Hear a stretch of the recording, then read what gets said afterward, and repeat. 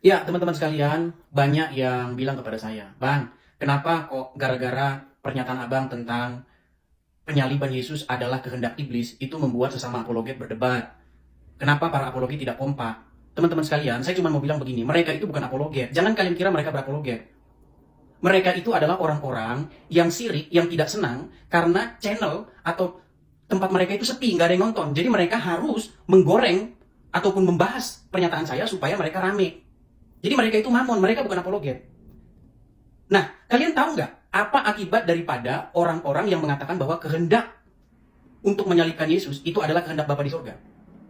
Konsekuensinya adalah bahwa iblis, orang-orang Farisi, ahli-ahli Taurat, Yudas, dan mereka-mereka semua yang hendak menyalibkan Yesus, itu harus diberi bintang tanda jasa. Mereka harus diberikan penghargaan. Karena apa? Karena mereka telah melaksanakan kehendak Bapa di surga.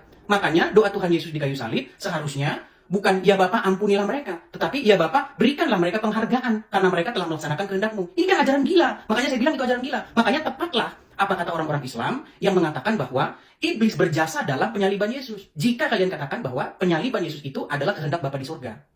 Saya menentang ajaran sesat ini. Jadi teman-teman, kita memang harus memisahkan ilalang dengan gandum. Justru karena pengajaran-pengajaran sesat mereka itulah, maka ajaran Kristen itu menjadi bulan-bulanan dari para pendebat-pendebat Islam itu. Dan saya ingin mematahkan ajaran sesat itu. Itu yang saya lakukan.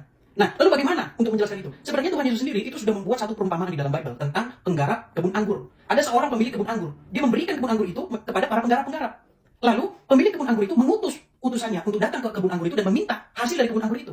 Tetapi apa yang dilakukan oleh para penggarap-penggarap? Yang dilakukan oleh penggarap-penggarap adalah memukuli, menganiaya utusan-utusan dari sang pemilik kebun anggur itu. Beberapa orang diutus, dipukul, dianiaya. Lalu apa kata sang pemilik kebun anggur itu?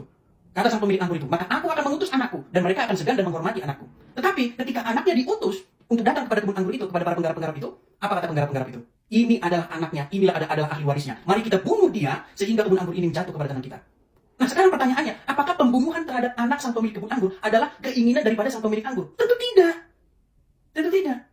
Ya, keinginan daripada sang pemilik kebun anggur adalah bahwa mereka itu akan menghormati anaknya. Para penggarap-penggarap kebun anggur, upahan-upahan itu akan menghormati anaknya dan menerima, tetapi tidak. Makanya saya bilang, rencana pembunuhan terhadap Yesus, rencana penyaliban Yesus itu berasal daripada si jahat, iblis yang merencanakannya. Ketika Tuhan Yesus menghadapi penyaliban itu, ketika Tuhan Yesus tidak lari dari penyaliban itu, ketika Tuhan Yesus taat sampai mati di kayu salib, Bapa di sorga memberikan kepadanya kebangkitan, maka dia dibangkitkan mengalahkan maut. Iblis, orang-orang Farisi, dan orang-orang yang bersama-sama dengan mereka menyalibkan Yesus, melihat Yesus yang mati di atas kayu salib sebagai kekalahan daripada Yesus. Mereka bersorak-sorai, "Lihat, ya Mesias, lihat yang katanya mau menyelamatkan orang. Dia yang disebut menyelamatkan orang tidak sanggup menyelamatkan dirinya sendiri." Ketika mereka melihat Yesus disalib, mereka pikir mereka menang. Tetapi pada hari yang ketiga, Yesus bangkit mengalahkan maut.